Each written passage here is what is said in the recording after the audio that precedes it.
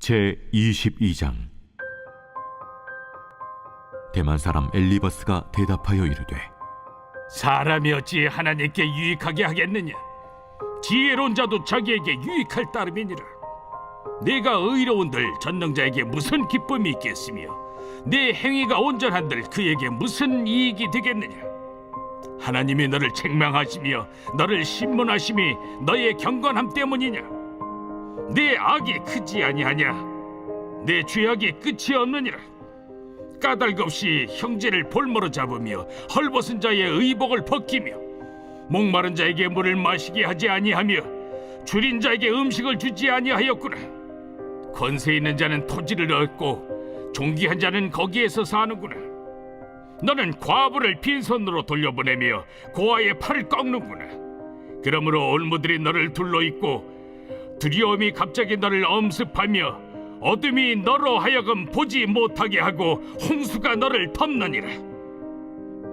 하나님은 높은 하늘에 계시지 아니하냐?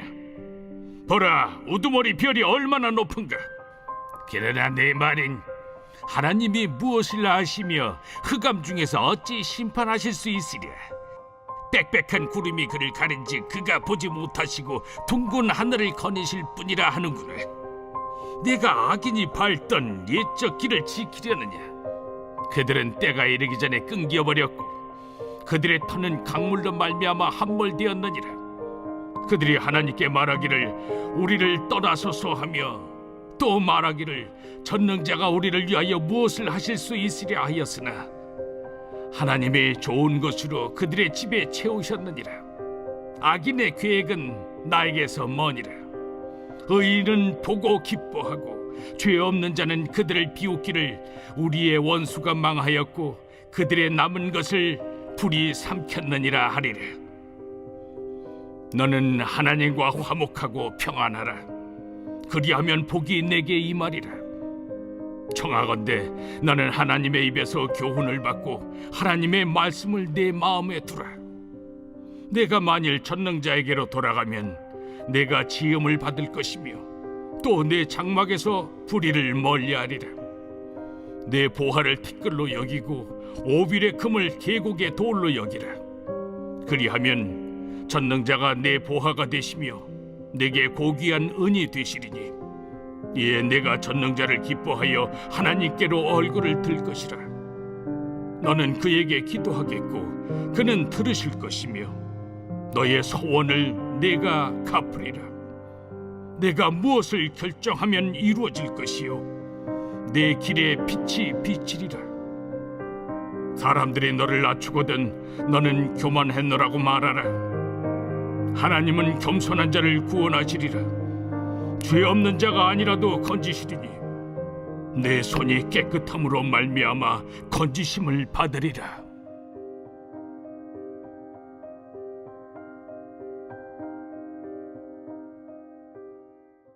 오늘도 하나님께서 예비하신 놀라우신 은혜를 말씀을 통해서 우리 가운데 허락해 주실 줄 믿습니다.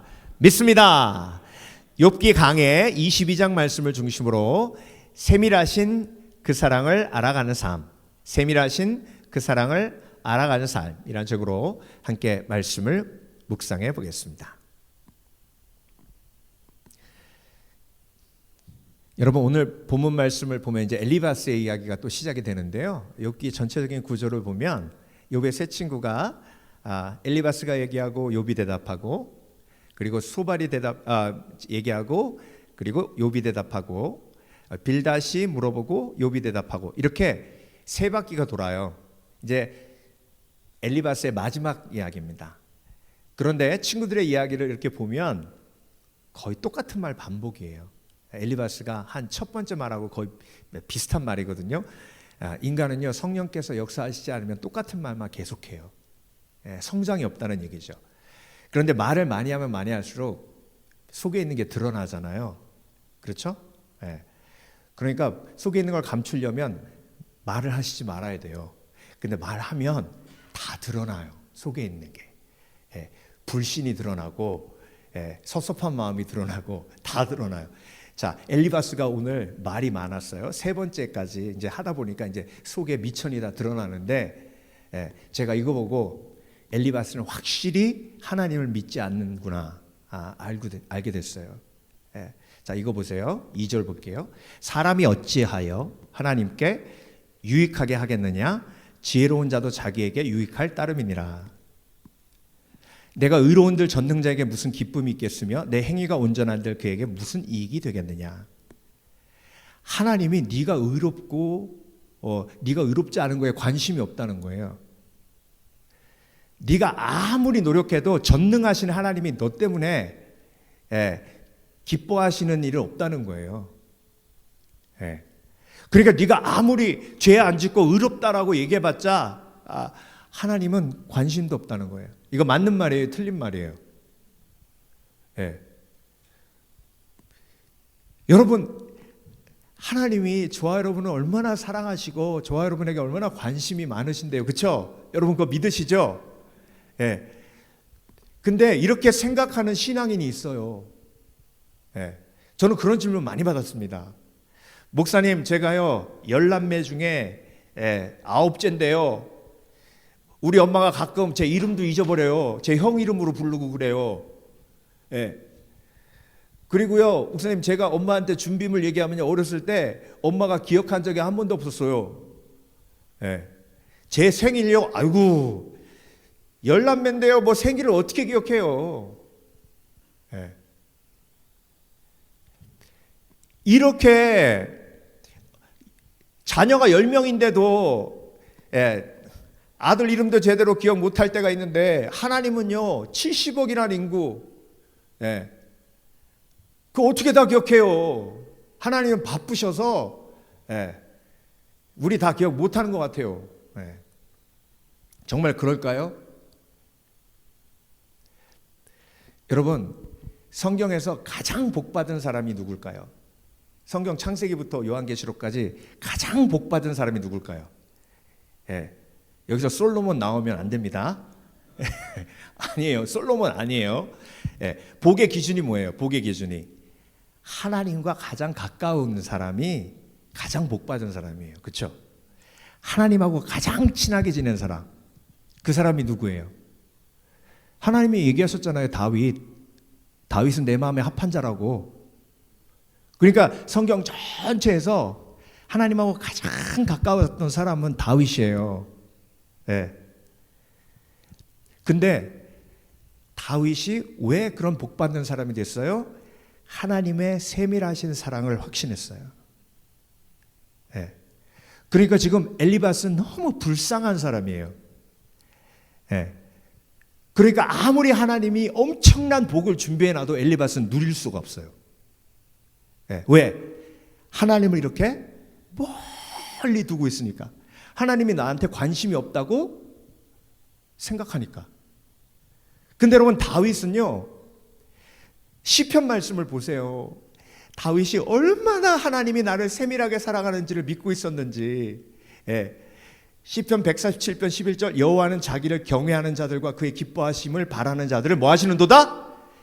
기뻐하시는도다. 그리고 시편 149편을 보면 여호와여 주께서 나를 살펴보셨으므로 나를 아시나이다. 다윗의 고백이에요. 여호와여 주께서 나를 살펴보셨으므로 나를 뭐 하신다? 아시나이다. 다윗이 몇 번째 아들이에요? 8번째 아들이에요.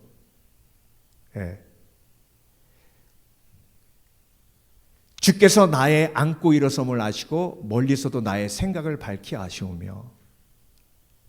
근데 여러분, 사무엘이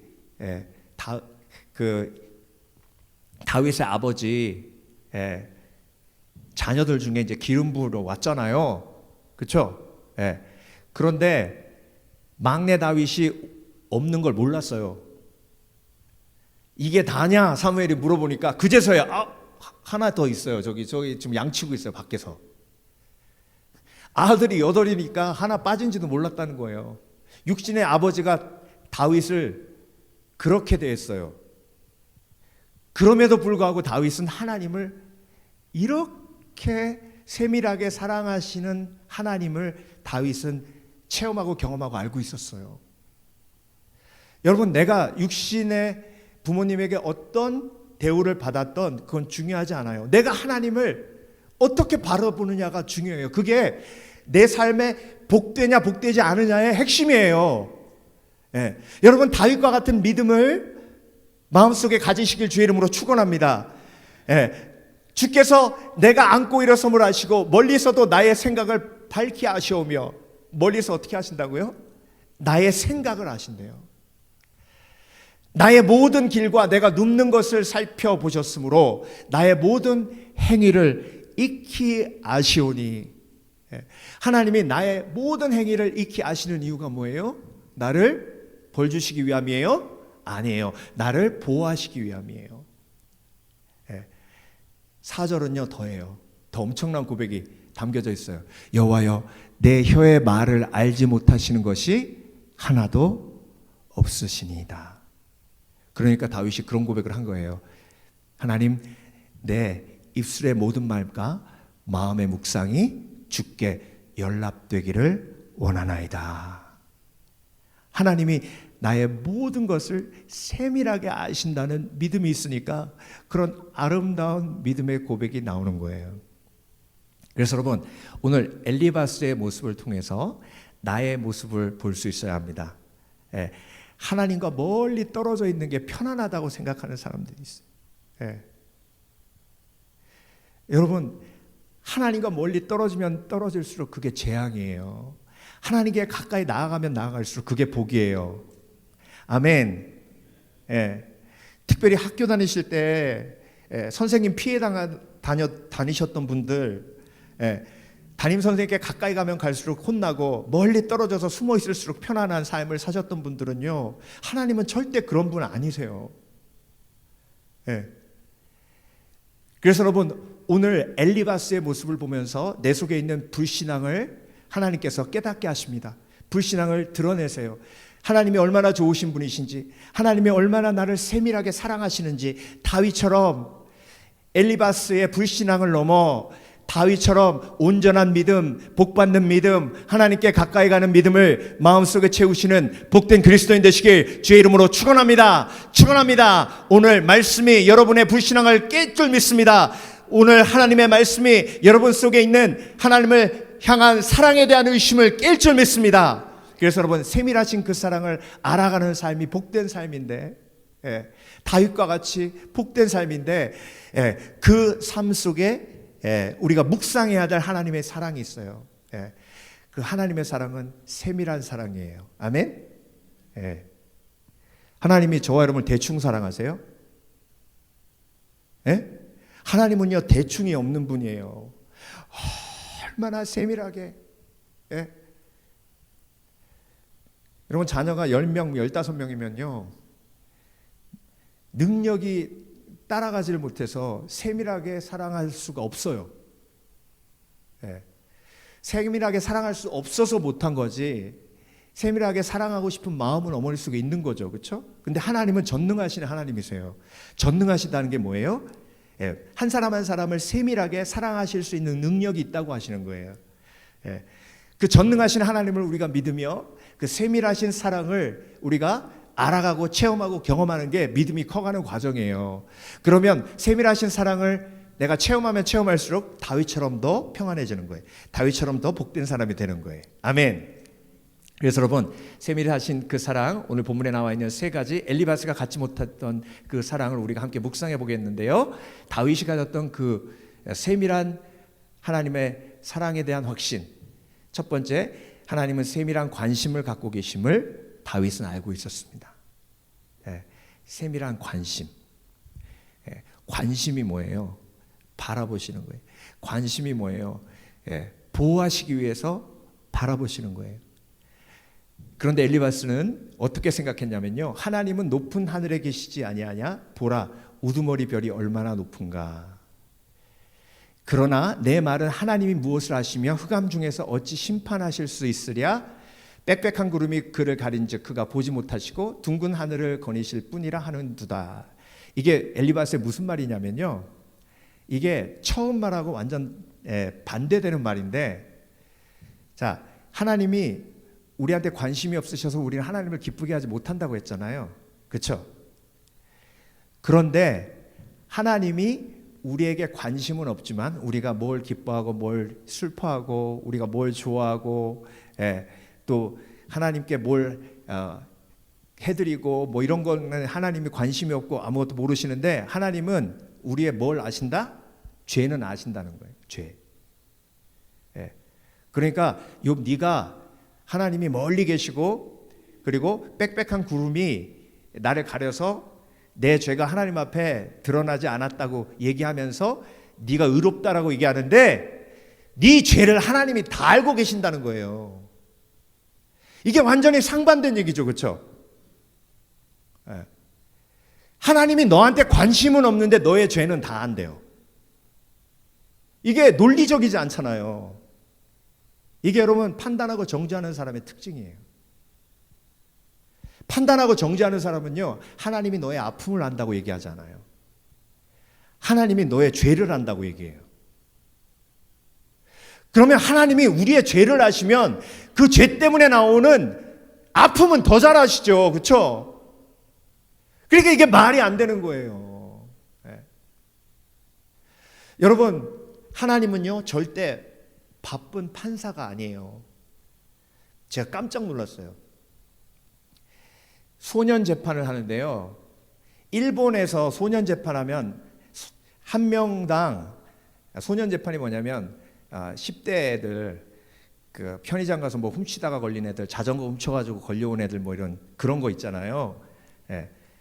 도둑질하다가 잡혀온 애들, 그 소년 재판 하는데 일본은 1시간 걸린대요. 한 명당. 근데 한국은 몇 분인지 아세요? 3분. 애들이 너무 많고 판사가 없어가지고 3분 안에 10호 처분! 10호 처분하면 소년원 가가지고 2년 살아야 된대요. 3분에 아이 한 명의 생명이 왔다 갔다 하고 미래가 결정되는 거예요. 여러분, 하나님은요 이렇게 바쁜 판사가 아니에요.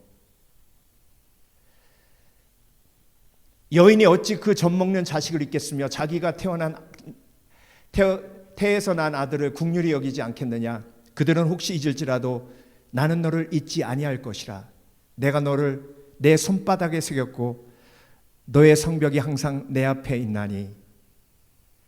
하나님이 뭐라고 사랑을 고백하셨어요? 내가 너를 내 손바닥에 새겼고. 나는 누구예요? 하나님 손바닥에 이름 기록된 사람. 그게 나예요. 여러분 믿으십니까? 네. 그러니까 하나님이 나의 죄를 보시는 건 나를 치유하시고 회복하시기 위해 죄를 보시는 것이지 정죄하고 판단하시기 위해서 내 죄를 보시는 게 아니에요. 네. 여러분, 제가 자료를 찾다가 우연히 천정호 판사님 다큐멘터리를 보게 됐어요. 이분이 어떤 책을 쓰셨냐면 아니야 우리가 미안하다라는 책을 쓰셨어요. 이분이 호통치는 판사로 유명해요. 10대들 재판 3분 하는데 이분은 3분 동안 애를 혼내요. 그 아이들 중에 처음에 왔을 때 몇 호, 101호 이렇게 한대요. 그런데 어떤 아이가 왔길래 이렇게 보니까 얼굴이 별로 굉장히 아픈 기색이 있더래요.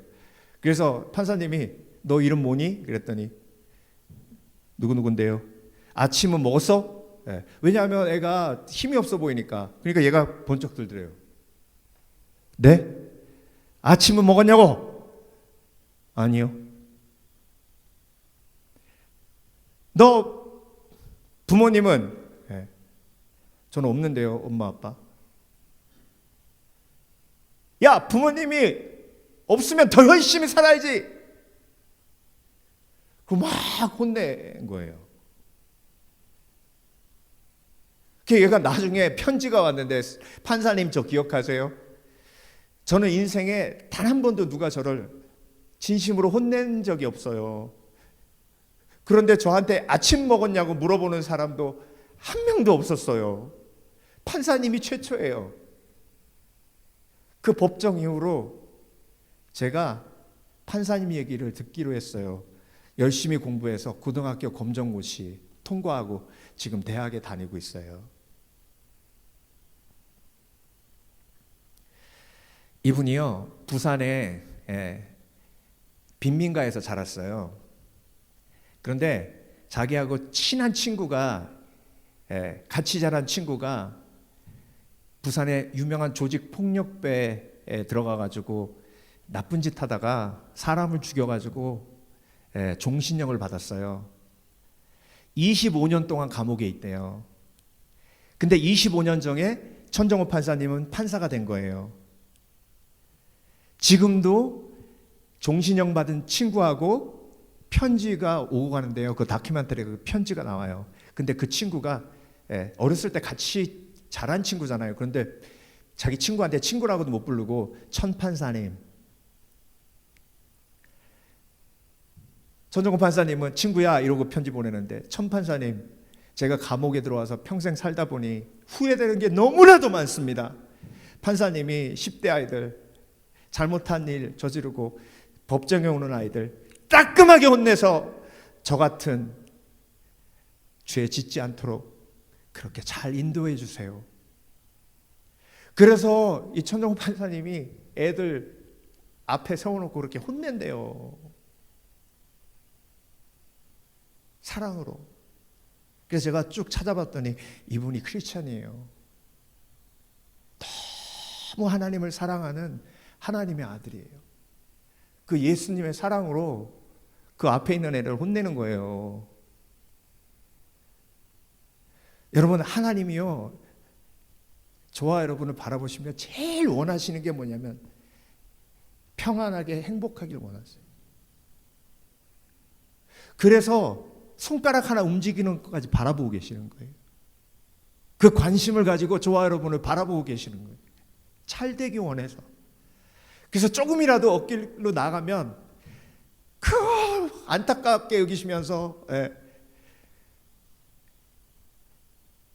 제 입을 통해서라도 그 길로 가면 안 된다고, 그 길로 가면 안 된다고.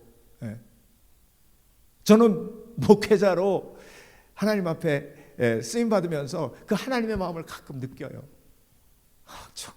아니 저건 아닌데, 저건 아닌데. 여러분, 그 하나님의 관심을 다윗처럼 세밀하게 깨달으시는 지혜가 있으시길 주의 이름으로 축원합니다.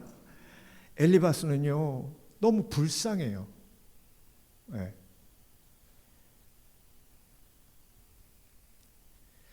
두 번째, 세밀하신 그 사랑을 알아가는 삶.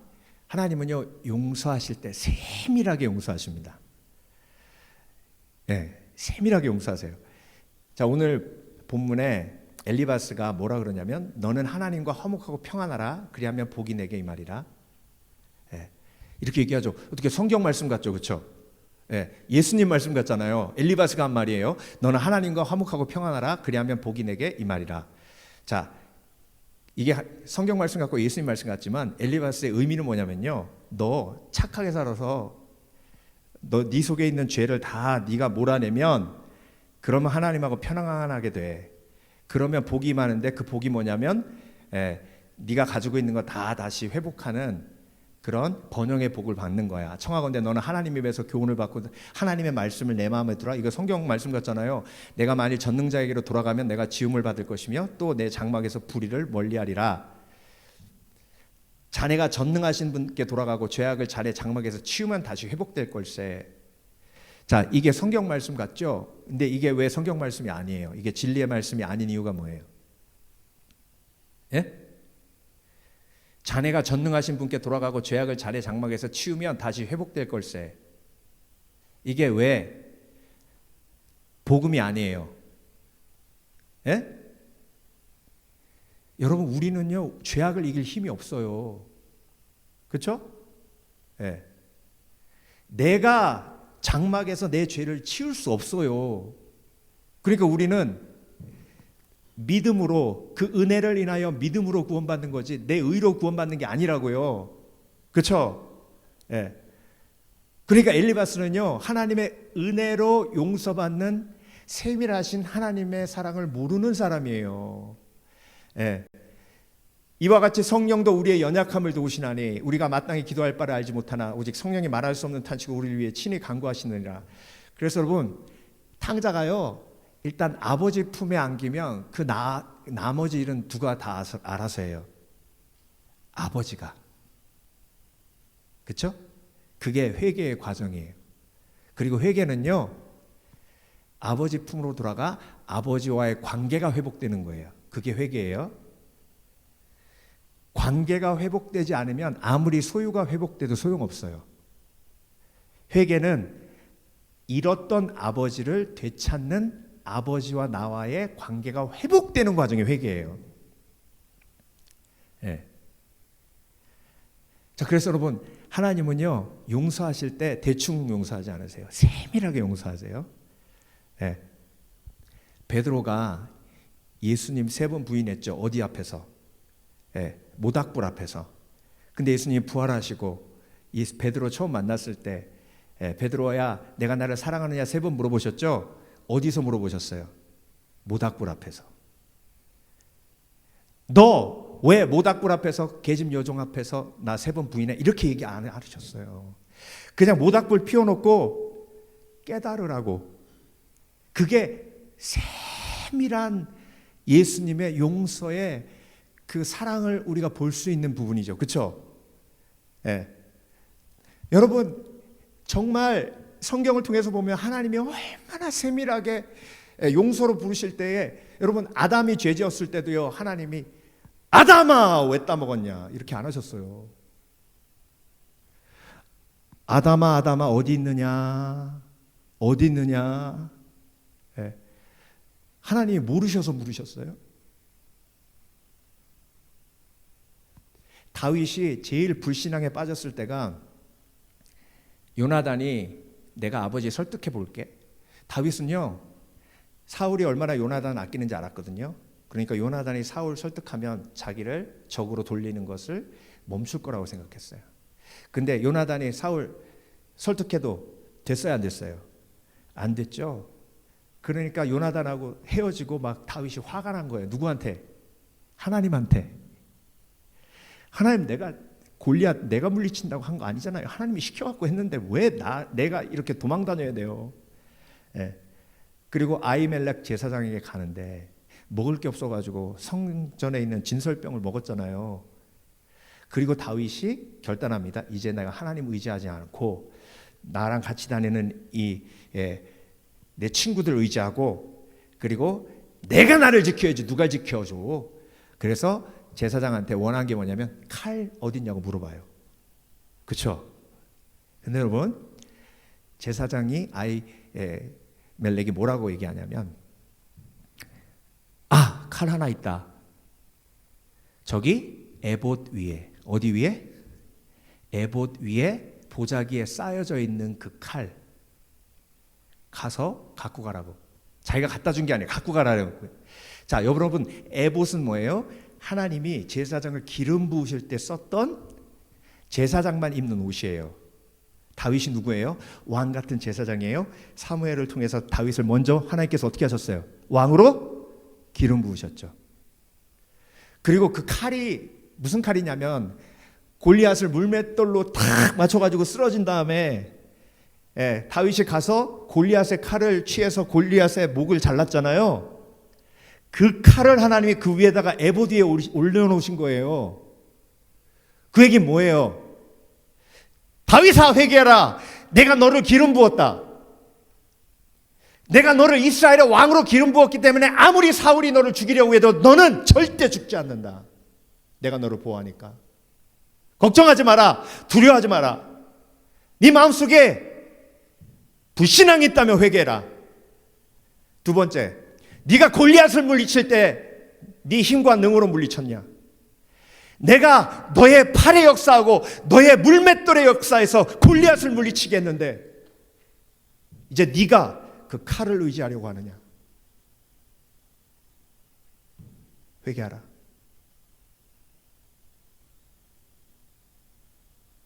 여러분, 하나님은 이런 분이에요.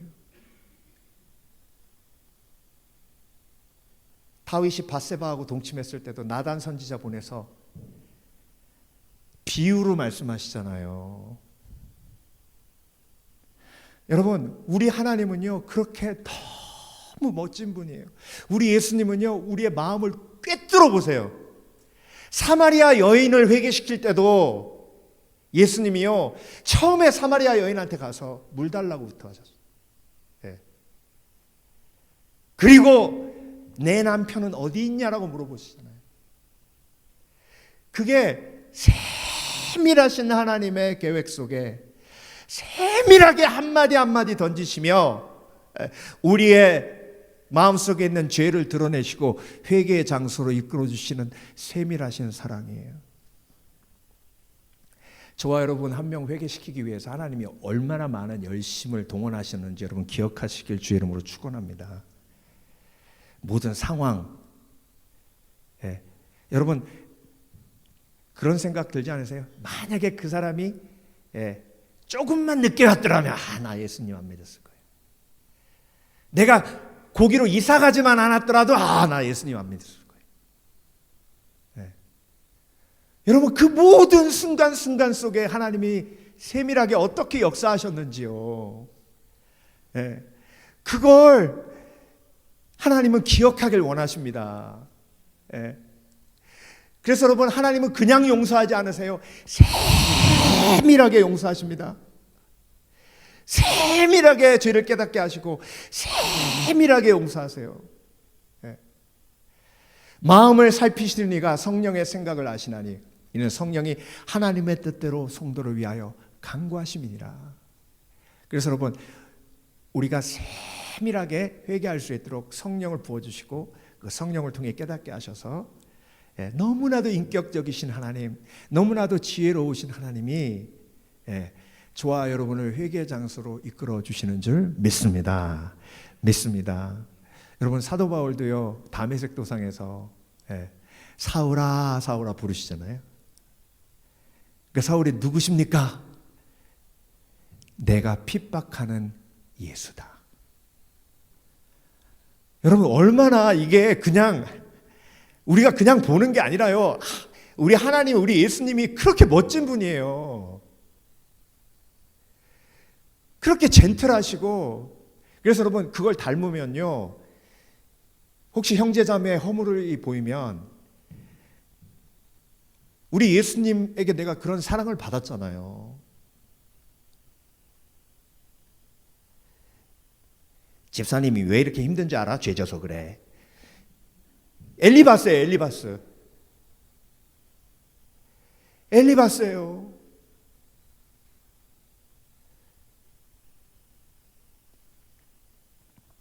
여러분 하나님은 세밀하게 우리를 용서하시고요. 세밀하게 우리를 관심을 가지시고요. 마지막 세밀하신 그 사랑을 알아가는 삶. 다윗은요.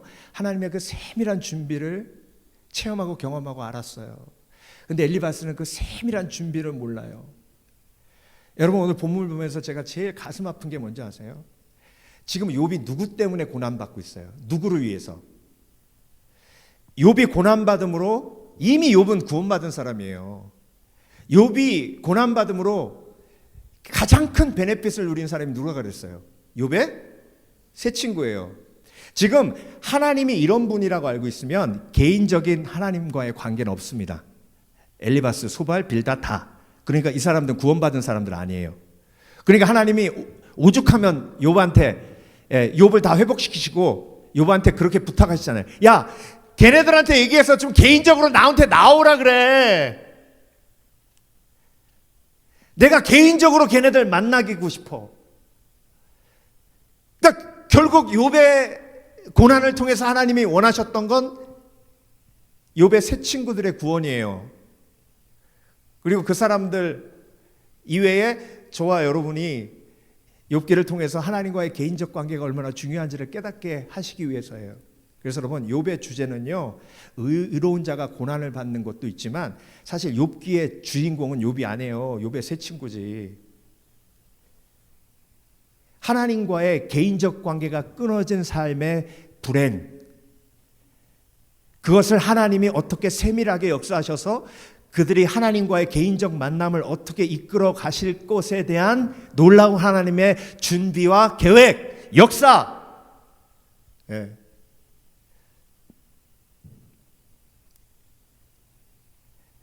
너는 그에게 기도하겠고 그는 들으실 것이며 너의 소원을 내게 갚으리라. 마치 막 믿음이 큰 사람처럼 얘기하잖아요. 예, 엘리바스가 내가 무엇을 결정하면 이루실 것이요 내 길에 빛이 비치리라. 사람들이 너를 낮추거든 너는 교만했노라 말하라. 하나님은 겸손한 자를 구원하시리라. 여러분, 이렇게 말하는 사람이 하나님을 믿지 않는다고 상상이 되세요? 이렇게 말하면 다 믿음 엄청 큰 줄 알아요. 근데 핵심 속으로 들어가면 하나님과의 개인적 관계가 없어요. 그걸 안 믿는 거예요. 어떻게 성령이 내 속에 임하셨는데 예수님과 나와의 개인적 관계가 없어요. 예수님 나 사랑하시죠? 그럼 성령께서 그럼 얼마나 내가 널 사랑하는데. 이게 개인적 관계지. 목사님 하나님한테 여쭤보실래요? 하나님이 나 사랑하시는지? 직접 여쭤보세요.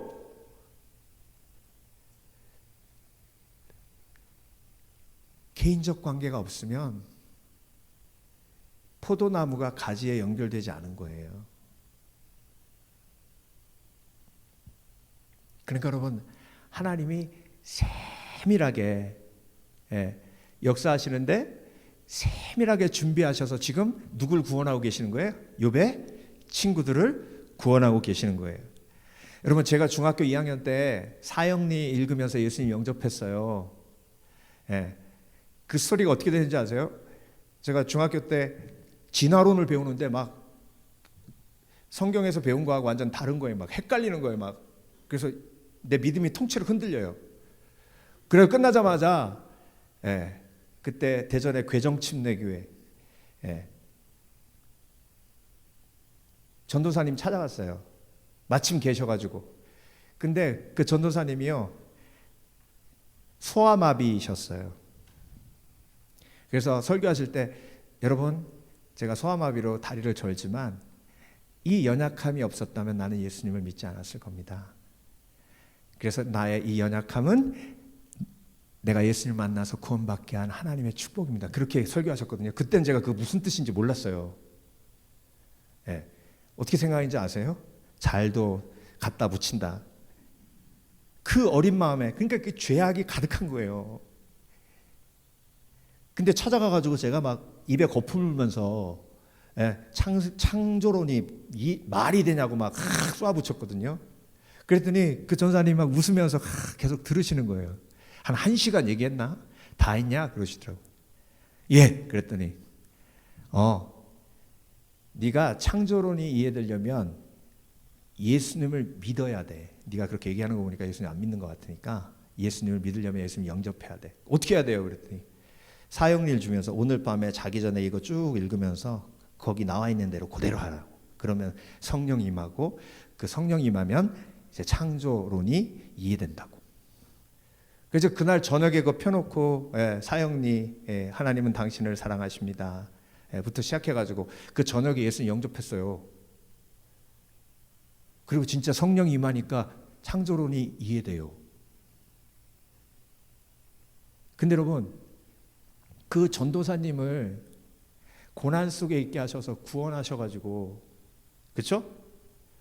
그 전도사님을 그 교회에 세우시고 나의 유스 전도사로 보내시고 내가 그렇게 창조론 때문에 들러엎어가지고 교회 갔을 때 객 있게 하시고, 이게 얼마나 세밀한 준비예요.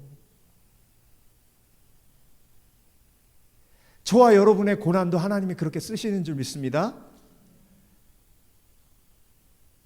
그렇게 하나님이 세밀하게 준비시켜서 나를 구원하신 것처럼 나의 고난을 통해서 하나님이 그렇게 앞으로 세밀하게 역사하십니다. 그 믿음이 우리 속에 있어야 돼요. 어제 얼마 전에 제가 목사 안수식 갔다 왔다 그랬잖아요. 목사 시치도 하고 그 3명의 전도사님이 이제 목사 안수를 받았는데 그 전에 이제 목사 시치를 했어요. 인터뷰를 했는데 그 중에 한 목사님이 스니밸리의 친구가 결혼하는데 목사님이 생각나서 토요일 날인데 죄송하지만 아침 10시부터 1시까지 시간이 비니까 목사님 저 만나 주실 수 있어요? 그러는 거예요. 그래서 바쁜데? 아니야, 하나님 계획이 있을 거야. 바쁜데? 하나님의 계획이 있을 거야. 아내한테 얘기했다니까 뭘 가서 바로 만나야지. 그래가지고 아멘? 그러고 가서 만났거든요. 네. 근데 이 친구가 목사 그 시취할 때 그랬거든요. 아버님이 목사님이신데 아버님이 말을 못하세요. 목사님이 말을 못한다는 게 이해가 되세요? 근데 농학교회 담임 목사님이에요. 그러니까 설교도 이렇게 하시는 거예요. 근데 어머님은 또 일본 분이래요. 야, 이 조합이 참 특이하다. 아버님은 태어날 때부터 농하셨고, 근데 사모님은 또 일본 분이야? 와, 특이하다. 이렇게 생각했는데 어제 만나서 그 얘기를 들은 거예요. 어머님이 일본의 사무라이 집안의 딸이에요. 그 집에 가면 사무라이 칼이 쫙 걸려 있고, 그 집에 할아버지도 그 장교, 일본 장교였고 다 집안이 다 그렇대요. 근데 이 사모님이 대학 다니다가 호주 선교사님한테 복음을 듣고 예수님을 믿었어요. 근데 이 호주 선교사님이 농아들을 선교하는 선교사님이에요. 그러니까 복음을 듣고 전도받아 가지고 자기를 전도한 목사님이니까 수화를 배워 가지고 농아 전도한 거예요. 근데 이 선교사님이 이제 한국에 교회를 개척하러 간다고 같이 갈 거냐 그래 가지고 나온 거예요. 그때 아버님이 신학교 다니시다가 선교사님하고 같이 온 그 자매랑 눈이 맞은 거예요. 그래서 결혼해가지고 강화도에 있는 농아인 교회를 개척해가지고 거기서 40년 목회하신대요. 40년. 이야. 근데 이 친구가 어머님이 일본 분이니까 일본어 잘할 거 아니에요. 근데 자기는 하나님이 자꾸 일본 선교 막 그게 너무 싫었대요. 하나님 나는요, 일본 아니고 막 다른 나라 막 다르게 막 그렇게 사역하고 싶어요. 그러고 그렇게 뻗팅겼는데 여기 게이트웨이 신학교에 이제 유학을 온 거잖아요. 거기에 교수님이 아름다운 교회 고승희 목사님, 우리 교회 자주 오셨었죠. 그 교회 교수님이신데 그 형제를 보고 우리 교회 와가지고 일본인들 사역하라고 계속 그렇게 정중하게 얘기하시는데 3번이나 거절했대요. 근데 하나님이 마음을 계속 주셔서 막 일본 선교 일본 하나님. 그래서 마지막에 4번째 텍스트 오면 하나님의 사인으로 알고 그 교회 가겠습니다. 안 오면 하나님이 다른 일을 하라고 하시는 줄 믿습니다. 그랬는데 그날 바로 텍스트 왔대요. 그래서 그 교회 가가지고 얼마 있는데 목사님 죄송하지만 제가 교회 자매하고 한 번도 사귀어 본 적이 없는데요. 그날은 너무 특별했어요. 한 자매를 딱 봤는데 한눈에 뿅 갔대요. 아, 이렇게도 되는구나 싶어서 저 사람이 하나님이 나에게 주신 하와인가 보다 하고 마음속에 기도하다가 자매한테 얘기했더니 자매도 오케이 해야 돼. 근데 여러분 그 자매가 일본에서 자랐어요.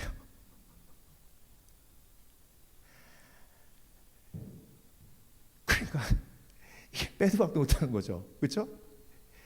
그래가지고 이제 결혼 준비하고 이제 서로 미래를 약속했는데 자매가 그러더래요. 틀림없이 우리 아버지 어머니가 너 안 좋아할 거다. 생각해 보세요. 그 집안이요 빵빵하대요. 이제 미국에 유학 보내놨는데 결혼하겠다고 데리고 온 게 전도사야. 아버님은 말을 못 하셔. 어머님 또 일본 분이고. 그래서 그 이호 목사님이 사모님한테 그럼 우리 그냥 결혼하고 나중에 부모님한테 알리자 그랬대요. 그랬더니 그 자매가 절대 안 된다 그랬대요. 절대. 나는 부모님의 축복 받고 결혼해야지 그렇지 않으면 결혼 못 한다 그랬대요. 그러면 우리 40일 작정기도 들어가자. 그래가지고 40일 작정기도 들어간 거예요. 근데 한국에 계신 이호한 목사님 그 어머님이 유방암에 걸리셔서 병원에 가시는데 이게 아버지가 말을 못 하시니까 아들이 가서 도와드려야 되는 상황이 된 거예요. 그래서 한국에 나갔는데 그 김에 이제 그 자매 부모님을 만나려고 한 거예요. 40일 기도하고 만났는데 어땠겠어요? 싸늘한 거예요. 그 상처가 얼마나 컸을까? 하나님이 나한테 그 상처 주시는 게 얼마나 감사한지 몰라요. 난 그랬으면 도망갔을 거라 그랬어. 근데 또 기도하고 그 얘기를 부모님한테 얘기했더니요, 아버지가 그때부터 또 작정기도 들어가신. 근데 하나님이 감동을 주시는데 네 자매의 부모님을 아버지 교회로 모셔라. 가서 예배드려라.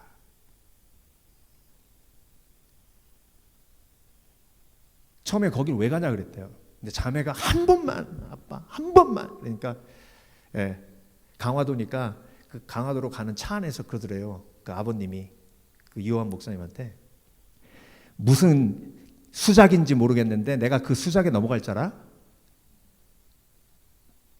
수작질 뻔해. 막 그러더래요.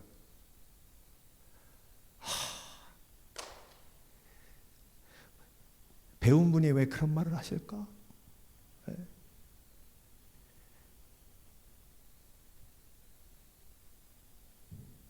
그래서 그 실망한 마음으로 같이 이제 예배를 딱 드리는데 한참 예배 드리다가 궁금하더래요. 자매 부모님들이 어떻게 예배 드리시나? 그 뒤를 싹 봤더니 두 분 다 눈물을 계속 아버지가 나와서 수화로 설교하는 모습 보면서 눈물을 계속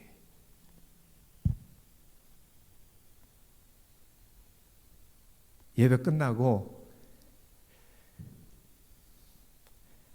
하나님의 계획을 내가 막을 수 없지 않느냐라고 얘기하시더래요.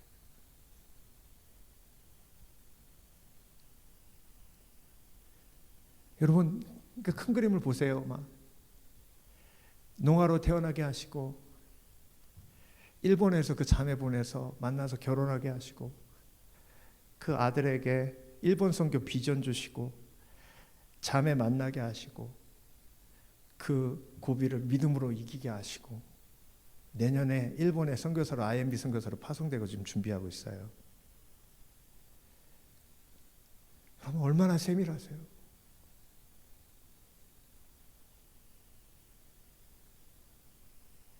우리의 계획이 아무리 세밀해도 하나님의 세밀한 계획하고는 비교가 안 돼요. 그러니까 나의 계획은 하루속히 빨리 어떻게 돼야 돼요? 무너져야 돼요. 하나님의 세밀한 계획은 완벽합니다. 그 완벽한 세밀하신 하나님의 준비하심에 저와 여러분의 미래 영생이 맡겨져 있어요. 그 영생만 맡기지 마시고 우리의 삶의 세밀한 순간순간마다 역사하시는 하나님 앞에 모든 걸 맡겨드리시는 지혜로운 신앙인 되시길 주의 이름으로 축원합니다. 기도하겠습니다.